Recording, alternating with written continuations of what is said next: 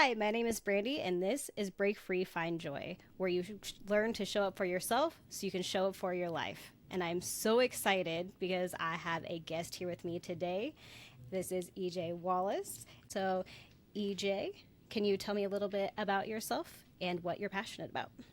Thanks, Brandy. I'm actually really excited to be here. I've been waiting for a while to engage with you. I'm just really proud of you.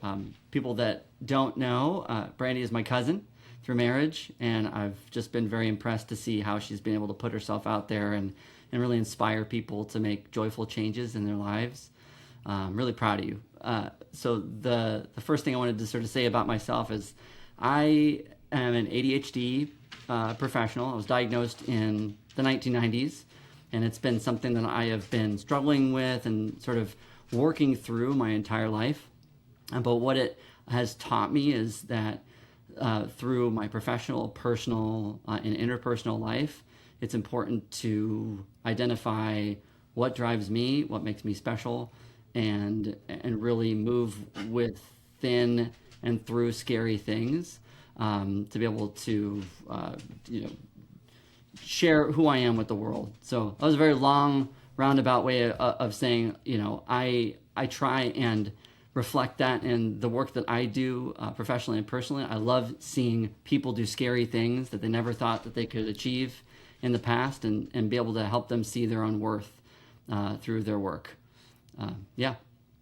Absolutely. So, you are on this new adventure, and I would love for you to talk about that, and then I will ask you a few questions about things before. So, anybody who has listened to my previous podcast where I spoke about moving to Hawaii, this EJ is my cousin's husband that I moved in with. So I was living with them during that huge change in my life, and I'm sure we're going to touch on that a little bit. But can you tell us what the new adventure is that you're going after?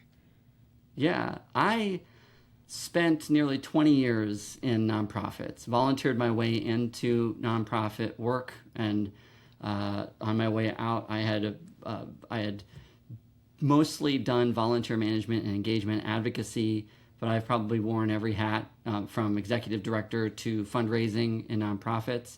And being in mission driven and mission focused work is an awesome opportunity to put your politics and your passions into practice, but it also takes a lot out of you.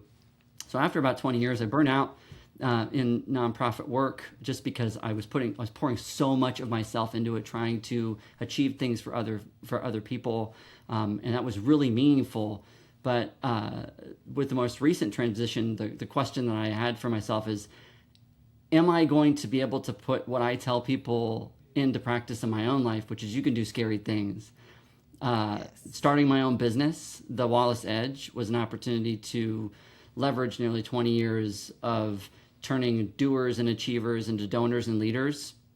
And so what that means is taking people and are passionate about a particular issue and bringing it to decision makers in their workplaces, as well as with elected leaders, and speaking about their own lives in the community, generating financial support for missions and things like that, and transforming people that kind of show up every day and giving them the tools to be leaders in those areas and be able to connect people's passions with meaningful and purpose-driven work. This new chapter as a business owner is taking that framework and helping executives, teams, and the nonprofits that they support be able to realize the fact that people are an organization's greatest strategic advantage if given the opportunity to lead and the structure to grow. So I help them achieve those things. And that's been probably the scariest and most exciting thing I've ever done. A lot of personal work I've been going through over the past year of believing that this is a space that is for me, and I've been able to do a couple really exciting projects in the beginning. So, yeah. That's incredible. So you didn't just know that you were going to be fantastic when you took that leap. There wasn't somebody saying, hey, you know what? I think you would be great at this, and just handed you your business. I think one thing that I'm doing is I'm going through a coaching program right now, and it's really named a lot of the stuff that I've been trying to work through over the past year. As neurodivergent people, our worth often is tied with what we can produce and what we can do for others. So if my project is really great, if I'm able to access money for the nonprofit, if I'm able to win that media interview, that makes me worth the money that I'm being paid and the job that I really care about. What I've been really learning through this coaching program is that I am worthwhile because I am me. It's not about what I do, what I produce, what I achieve for other people. It's really important that my uniqueness that's my value. And the leap that I had to take in order to start my own business was to trust in my own worth, just as a person. I'm worthy just because I'm me, and help others see that same process as a valuable asset to ensuring that their best people aren't trying to find a job in another place, or this new thing called quiet quitting. I guess it's not as new anymore, but people just kind of putting in the time and going home. And that's totally important for an individual's mental health, but it reflects the disconnection of a sense of belonging within the workplace, within a nonprofit, volunteering, that people are facing right now. And they're saying the calculated risk is I am going to put in extra time and effort in a place that's meaningful enough to take time away from my family and my friends and the things that I do in my free time. So that's a roundabout way of saying that I've actually learned through this journey on how better to advise people on how to do this for their top performers, and their nonprofit efforts, especially during times of crisis and uncertainty. Yeah. Do you feel that, having been a high performer, at least from my point of view, watching how you've worked through different things, that you were that person and then you went through the burnout, has given you like a special view into that lens, like how to connect to the people that you're working with or targeting to help? No, I really appreciate that, and I thank you so much for recognizing what I was doing, because it's good to know that it reflected positively on somebody. No, I'm just kidding. I did have great people along the way. I had awesome mentors and bosses that would come in and out. And my most recent job was under an ADHD professional, and they were telling me, it's like, this is how I survived through this process. So it's sort of a God thing for me personally. That's what I believe. Like, there was somebody put in my path that helped reflect my worth. But it was really the transformation of identifying that it didn't matter how much work I put in, how much I was able to produce for my employer and the efforts that I was involved in. I was still working for a business, and I was still within a structure that frankly didn't work, that wasn't set up for brains like mine. And that was a crisis moment. That's what really caused the burnout that I only now have started to overcome. And that burnout happened in 2023. So that crisis was a blessing in disguise, because it allowed me to put on those brakes and put on my mask first. And that helped me be more successful and be able to deal with hard things in that fundraising role.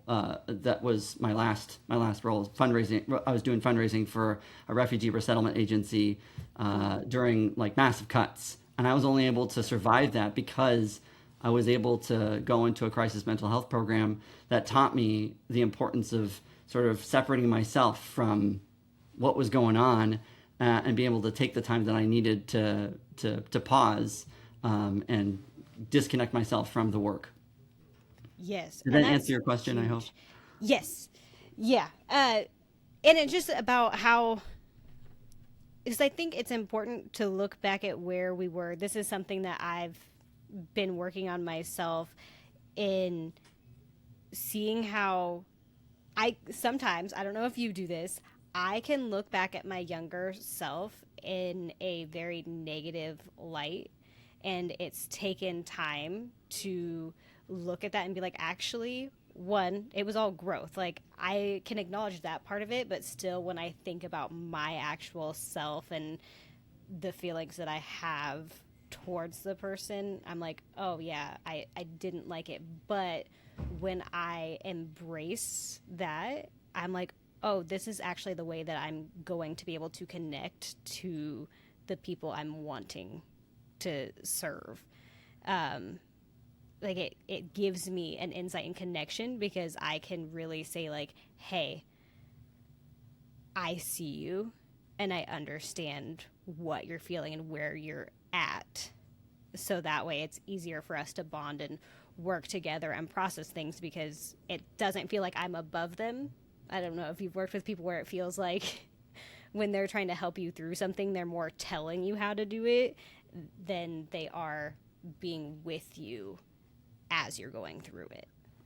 Right, I won't get too much into this because again, it's not my area of expertise, but it's part of the program that I'm going through right now. A lot of that you're describing is sounds like demand avoidance a little bit. Like when someone tells me to do something, even if I had planned on it before, I am not going to do it because somebody told me to do it, or it's just sort of this feeling inside of me, and a lot of that stems from our need. And this is whether you're neurodivergent or not, we need to feel like we have agency in this world. And the organizations and the companies that have figured that out, that they need to appeal to an individual sense of agency, sense of belonging, and give them opportunities, like clear opportunities for advancement and leadership and meaningful work, meaningful effort. With autonomy, those teams are vastly overperforming those that aren't. I mean, it's around the companies that prioritize engaging opportunities for employees are 18% more productive and 23% more profitable. Wow. So the number's there. And on the flip side, it's costing those other companies millions of dollars a year in disengagement and risk. So I think it's important for leaders in every level, whether you're just starting out or you've been leading teams for a long time. Maybe you're a C-suite leader or an executive in a company or a nonprofit. You have to remember for yourself, understand that everything's a learning opportunity. Don't take it so hard if you make a mistake or you say something wrong to a colleague or a coworker. But the other thing is remembering that you need to provide opportunities for people to lead and have agency in order for them to not only accomplish the goals that set out in front of you and for your organization, but do the innovation necessary to make yourself different as a company and as an organization. Absolutely. And those are some big numbers. I encourage, there's a really good report. I should know it because I worked with the women's group in my previous company, but it always had really good data behind all the different things and really that disconnection. And I always found that fascinating. Mm-hmm. One thing that I noticed when I was in the corporate life that was really hard for me that ultimately left to me being like, I'm going to step back from this and now I'm not going back into corporate work. It would take me finding a very, very good company for me to ever step back into the role for that reason of I started working and doing things outside like that weren't paid, but like helping lead the women's group and stuff like that, which I loved and I was super passionate about. But then when you're told that you can interact with higher ups like normal people, and then you're actually not supposed to do that, and it causes issues, like because of there's untold professional rules I see. that that makes up the thing. So when they say, hey, is there anything that you need from me or something, and then you express that because you're having an open conversation, and then it is like, oh, you actually, I don't know how to explain it, but it's basically missing a chain of command, which is confusing when you're just in a. So I would like your insight on that, because I've talked to a few other people who have had that same experience, that then it made them scared. Like you're saying, you have to give them autonomy and allow them to be the leaders, but then there can be this blockage, and then that's going to stop people from wanting to try again. I take it to, part of it is that I am a very optimistic person, and I believe people say what they mean and mean what they say. So I think that's part of the reason why I kept pushing forward even after hitting roadblocks and having it not even told directly to me, but it then filtering back to my boss to tell me, which was the other thing where I'm like, well, why didn't you just say that to me? It's a very funny thing that I'm curious if you have any advice for those of us who are passionate and do want to do something but find ourselves stuck. Yeah, let me see if I can speak to what I think you're talking about, and then you can ask me for another question if this doesn't make sense. But for millennials and older Gen Z, but in particular those that have living relatives that are part of the baby boomer generation, we were sold a bill of goods, and that bill of goods was, what you do is you put in the time, you put in the effort, and you're loyal. If you're loyal to a company, if you're loyal to a mission, then you can move up. And in 30 years, you can retire with a pension or a 401k. At the time, pensions were going away and 401ks were becoming more and more important. I will say, if you're not paying into a 401k, you should, because it's free money. Take it, and you can transfer it from place to place. But I'll digress here. The reality is much different in terms of the return on that promise, that if you are loyal. And we found that out during COVID. There was a lot of millennial aged newer leaders or Gen X leaders that were saying, this is a family. This is a place where you can be yourself and you can be your authentic self. We're going to try to be careful in how we talk about each other so that it's more inclusive and things like that. And then they had to make tough decisions. And those tough decisions resulted in people losing their jobs. And what that was a crisis moment for a lot of people, and saying, I put in all this time and all this effort. I did all these extra things. I was involved with the company affinity groups internally, or employee resource groups. And there was, when push came to shove, I was just a number on a piece of paper. Yep. The folks that were successful and continue to be successful saw that as an opportunity to say, you know what? I'm going to be my authentic self first. Of course, I'm going to be a professional individual. It's important for me to be professional at the workplace, but I'm going to prioritize the things that make me that give me purpose, and I'm going to look for organizations and companies that are reflecting that. And so there was a lot less of a feeling that, well, right now it doesn't feel right, but let me put in my time and I'll get the prize at the end. So I guess what I'm trying to say is, people are learning different ways to find meaning in their daily lives, especially related to work, that aren't locked into that idea that I'm loyal to the company or I'm loyal to the brand. Companies need to be more inclusive of what I desire. Now, the job market right now is flat, so there's no hiring or there's no firing. HR is significantly stretched thin to try to manage just ever dropping employee engagement numbers. Again, maybe the report that you're thinking about is Gallup. Gallup puts out a report every year of employee experiences, and this is related to those employee assistance surveys that you fill out every single year as a corporate employee, or that you're thinking about leveraging. You can use Gallup. You can even hire Gallup to do this kind of research. And year after year, we continue to be in an engagement crisis, and it's costing all kinds of money. And so they haven't really figured out the sweet sauce to adjust that. And that's where someone like me comes in, an outside perspective from the nonprofit world, where we're really used to, especially those of us that manage volunteers successfully, we're very used to getting people to do scary things, meaningful things without paying them.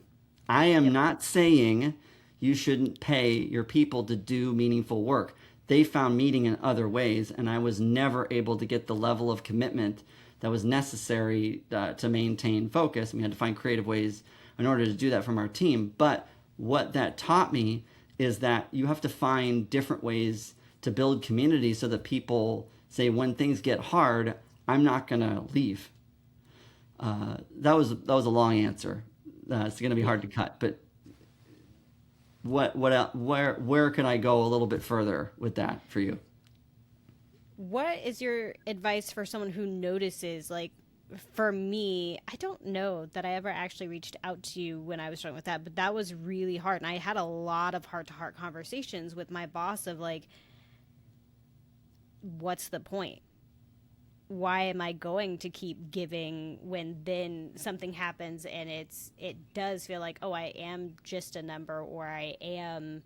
Can you rephrase that a little bit? So what do you mean by can you tell me in the beginning, like, what do you mean by I was talking to my boss about that? What is that you spoke with your boss about? So when I was doing some leadership I was a co-lead to the women's resource group. And I very much love that. And I am someone who our corporate was clear over in Pennsylvania.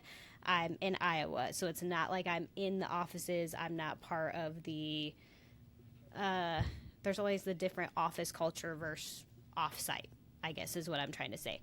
And so there was a different professionalism between those who are in the offices working with the higher ups versus those on the field. Mm-hmm. And I would go into these meetings, again, as myself, like I'm speaking to you, very respectfully and understanding, but I always had to coach myself up of, like, they're just normal people. And my boss really helped me and encouraged me in that. But then when something would happen, like, I would express... I'm trying to think of a specific, and it's been a while, so I can't think of a specific, but I would bring up something to them, and it was something that they would say that they wanted or was in our values, and then it would, after the meeting, somehow my boss would get an email basically saying that I overstepped or something along those lines and whatever, and then it's just like, well, I don't understand. Yes. I did a talk when I first went out on my own with a group of nonprofit professionals. It was 10 things I wish I knew before becoming a nonprofit professional. Now I think that what I'm about to talk about translates between whether you're going to go into nonprofits or the corporate world.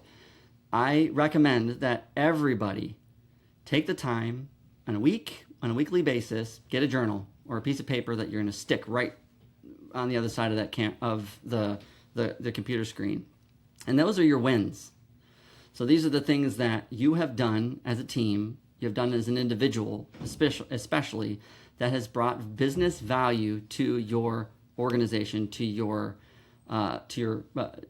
business, right? So I was able to close this number of accounts, which brought in this much money, right? What that's going to do is give you something to share when you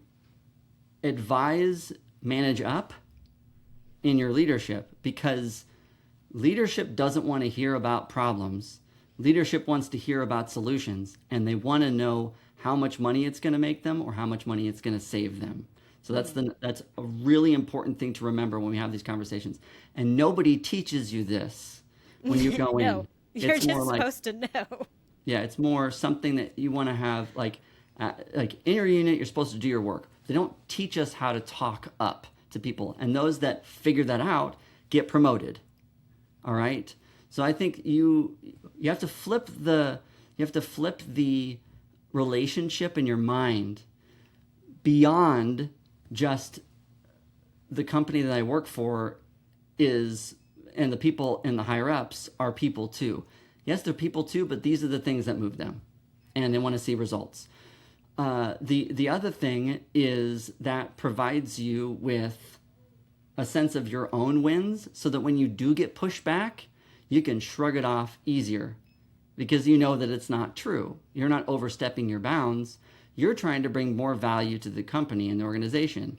And if they do that consistently, they consistently push you down and you have great ideas that are making tons of money, that actually provides you with a list of things to include in your interview when you look for a better place to work. Okay. That makes sense. And it is helpful just to have that and have that for when you're leaving too, because it is a really hard. I will say it was a unfortunate event the way that I got out, because my job was it was obsolete. So they closed down. They are no longer working in that factory. And I was fortunate enough to have a severance package, and then to be able to have the support of my partner who works and stuff. So I was able to take a year and do other things and grow myself and really heal a lot of the stuff that happened throughout all of that time. And because I had talked about, you and I had multiple conversations of me leaving or changing industries and stuff like that. And I just could not. Part of it was I started in that industry right out of high school. And I left. I went to Hawaii. I was only gone for less than a full year. I came back and went right back into the role that I was in previously. And I was in that role for 13 years, going from the very bottom to up to management, and then down to a lower pay. And it was just really, really hard to leave that, because I did care so much. You put in the time, and that's that bill of goods that I was talking about before that you had in your mind. And it's not wrong. I mean, that's how relationships really honestly should be. What I really hope is that there are, if you're listening to this or you're watching this and you have an executive team that you're on, take note, because this is the secret to why you're losing your people. You're losing your people because there's no proven track to get from where employees want to be to where they want to grow. And there's ways that you can bring people together that different departments aren't seeing, that are out there. So on the flip side, yes, what you're describing is the employee experience right now, and that's the thing that's causing people to be unmotivated. What organizations and businesses can do is they can make it very clear. This is how people have advanced. This is who they have talked to. These are the skills that we need in the next 5 years, instead of holding that data to their chest. Because one of the best motivating factors for helping people perform their best and beyond is to give people a sense that they're part of what is making the organization more successful, right? So that's that North Star that I'm going to focus on as an employee. I'm going to put in my efforts, like let's say it's building new clientele in an emerging market, right? And X market is the one that we're looking for. Let's say it's rural Iowa. I'm a company. I am a credit union or a small regional bank, and we want to build in rural Iowa, right? If I know that as a branch that's looking to that sort of if I'm a leader in that small bank or that credit union, and I've got some goals, some advancement goals, I'm going to focus on building relationships in that emerging market so that we can get clients quicker. Yeah. You know what I mean? And what I teach those leaders in those companies to do, that are looking for ways like, how do you do that? I teach them how to. I teach them how to do that by assessing opportunities that they're missing through the partnerships that they already have, or the markets that they already have made inroads in, and identifying the best low-hanging fruit that's going to get them to those goals. And it results in better engagement, quicker profits and turnaround, and less attrition, less loss of your best people. So Yeah, that makes sense. What do you wish you would have known when you were putting in that 13 years, Brandy, that would have helped you feel less of burnout when you were leaving? What did you wish you would have known? What could you have told your earlier professional self? Definitely that my worth is not in what I complete. That this is, while it is great to have pride in your work, having your work be the only thing that you get your pride or your worth from is very dangerous and very unhealthy. I have showed this multiple times, but I lost the tip of my pinky in a work accident, for anybody who doesn't know, and that was the turning point for me to really it was like one of those events that I didn't have a choice. My son was 5 months old. We just moved. I was 10 days into my very first people leadership job, and I lost the tip of my finger in an accident, and it was very, very difficult, and it felt like I lost all of my worth in everything in one moment, in one of the hardest moments of my life, because I was already struggling with postpartum depression and anxiety, and was the sole provider for our family. And I just wish that I had known how to, like, I didn't build really great relationships at the very beginning of my working life, because my sole focus was being good at my job and making people proud, and just building up that portion of myself that I didn't do a great job having good relationships outside of it. Now, I will say, because of the culture of the companies that I was in, I did still make good friends, and I did have I made it in good with leadership, but it wasn't the healthiest. Yeah, people are waking up right now because there's a lot of folks struggling for different reasons, financially, socially, politically, those factors, and then throw in challenges in your workplace. There's all kinds of different places that people are looking for better sense of meaning outside of their workplace.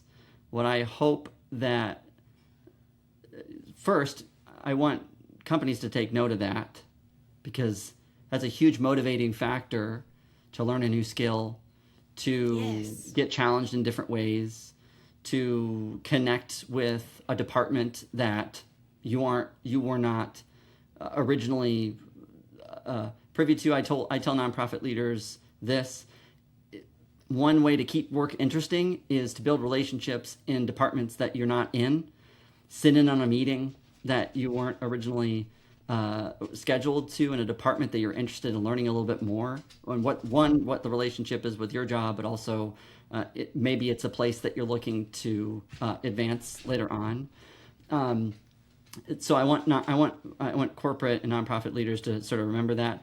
Right on the other side is nonprofits are also struggling because of grant freezes and social issues right now, and they're in a crisis of trying to diversify their funds, and their operations are at a huge standstill. The majority of nonprofit leaders right now are afraid that they're going to have to close their doors or lose their best people, or reduce the services that they provide the community, while they're expecting the demands for their services to increase, because social services are being ramped down in a lot of different areas. That's a really tough place to be as a nonprofit leader, And often the answer that they give is, we got to cut staff, we got to cut programs, so on and so forth. What they do not realize is that they have an entire volunteer workforce that they're not engaging properly, that could take some of those responsibilities off their plates and bring whole new inroads into funding opportunities for their programs and projects that will diversify their funds, so that the next time something like this happens in our community, they're a lot less impacted by the single source of income that just fell out of the bottom. If you're in a position where you're looking to find more meaning outside of the workplace, nonprofits need you. They need you, and they need you to tell them what you did, not ask them what to do, because they are severely stretched in terms of the mental capacity. And that's going to help open up all kinds of great experiences for you and important operational help for that nonprofit. That is huge. Being able, that's such a good line of walking and telling them what you have done and what you do, not asking them what to do. Because for the longest time, that was the way that I went into any room, was just like, tell me what to do and I'll do it, because I innately believed that I didn't know what to do and that I didn't have that. Like, I forget how much I know all the time. And I think a lot of us do, especially when you're at a job that you've done for a long time or something, and you get disengaged because you're not actually utilizing the skills that you are passionate about, even if it's not your like top skill, but it's what you're passionate about or want to do. I think that's huge. I love that. That is a great way of looking at it. How do you recommend finding a nonprofit to volunteer? Like, is there ways that you know of that are the easiest to look for? What's the suggestion? The best way to find volunteer opportunities in the community, if you're interested, if you're looking for ways to help, is think about the skills that you have that aren't being utilized or being utilized within your work. I'll give an example of IT. If somebody is an information technology professional and they're looking to help struggling nonprofits right now, offer to give IT support to a local nonprofit. Reach out to them and say, I'm a professional in this area. How can you use me? Or I'd like to help in this particular area. I'd like to talk to you about what the best need is. They'll plug you in with their development officer or their volunteer manager, and you'll be able to connect there. So if you're having trouble finding nonprofits in your area, there are nonprofit associations in every county, city, state. United Ways across the country usually have volunteer opportunities listed in their on their websites. If you're in Iowa, Volunteer Iowa is a really great asset to identify places that you can put in time and effort. Pay attention to newspapers that are discussing industries and places that are struggling right now. By that I mean nonprofit industries that are struggling right now. They're telling you the names of those people. Here's my caveat though. My biggest pet peeve with most nonprofit resources, whether it's community foundations or nonprofit associations, is they're often by alphabetical order, and all the big name nonprofits are getting the most attention. Yeah. If you think about a struggling business, if you're an entrepreneur right now, you know you're doing everything from IT to marketing to the daily activities that are going to grow your business. You don't have enough time to think about promoting what you need, where your shortcomings are. That is exactly where nonprofits are right now, and that's where some of the newer or most impactful nonprofits are right now that are doing the amazing work. They don't have time to give interviews or do or put out ads on social media. So look for the remedy to that is whatever you're passionate about. I'll say, because one of my most recent areas is refugee resettlement and immigrant services. Identify a list of those folks those people and what programs they say that they conduct on their website, and reach out to them personally. Don't look at the ones that are getting the most media attention in terms of like big volunteer events and things like that. The ones that are struggling right now, the smaller ones that don't have a budget for marketing and even fundraising, but they're still doing the work. So identify something, an area that you're passionate about, and find nonprofits that fulfill those areas of focus. That is such a great, I love that. Also, for anybody, as I asked the question, I was like, oh yeah, so at one point I really wanted to do this, and I went up to my Chamber of Commerce in my town, and I just went in and I was like, do you just happen to know, some sort of places to volunteer or groups. I'm just wanting to be a part of something and get more connected to the community, because we've lived here for 5 years and I wasn't really involved. I went to work and I came home, and my child was still young. He wasn't in school quite yet, and I just wanted to find something. So they gave me a list, and that's an option as well. But it's such a great thing for anybody who's thinking, well, I don't have time for that, or like all the things that you're adding to the plate. It's like when you water a plant or something, you're not going to see that right away. And yes, it is work, but it can give you more energy when you're actually using your passions in a way that maybe you're not able to at work or at home, when you're able to have this different outlet and you're using this part of yourself. What I found for myself personally is that it gives me more energy, and I'm a better parent and a better worker because I'm doing this work. Yes, I'm giving, but it's filling my cup. So I don't know if that makes sense to you, but for me, that's been a huge thing for me to realize. And I do have to remind myself to mentally shift to that when I'm thinking, but also notice that if you do start to feel like it is too much or you're over giving, you would need to be aware of that as well, because you can burn yourself out at giving outside of yourself, outside of work, just as well as you can burn yourself out at work. So it's finding that balance. One of the best ways to go from being an achiever to a leader is to identify unconventional ways to test out and develop skills.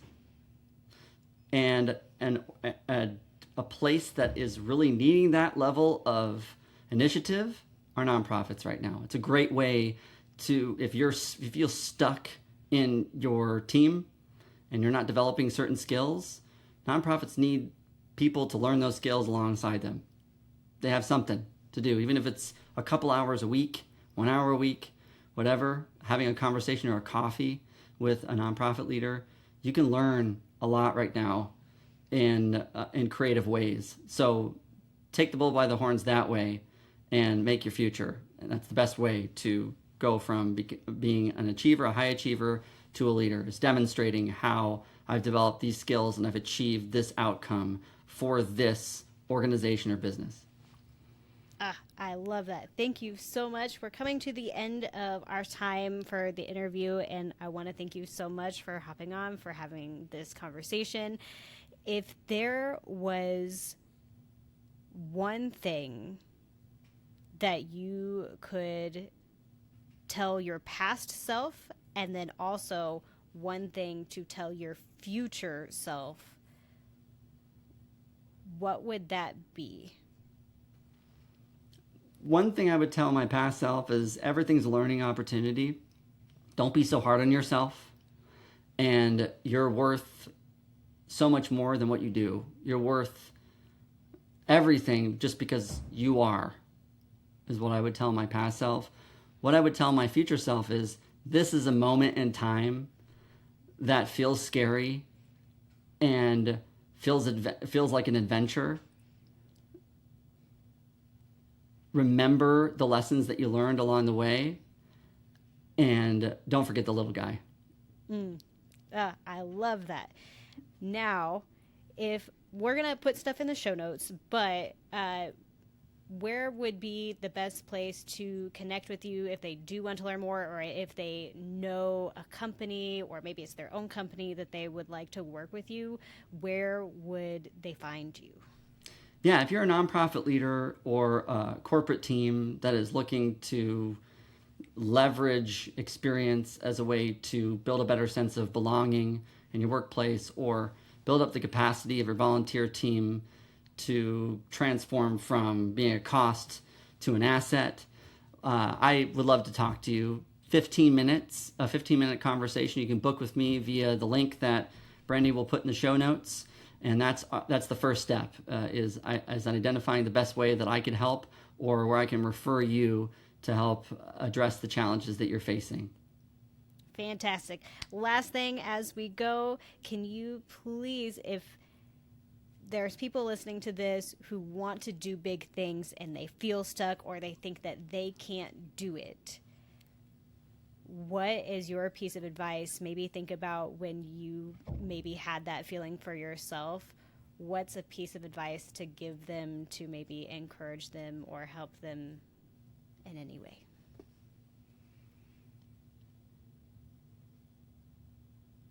Every day is a new day. Every moment is a new moment. Take challenges in stride and chalk them up as learning opportunities.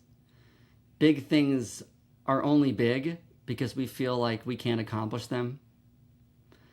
It may mean you need to bring somebody else along, but I promise you, if it's in your heart to do something big, you can do it. Agreed.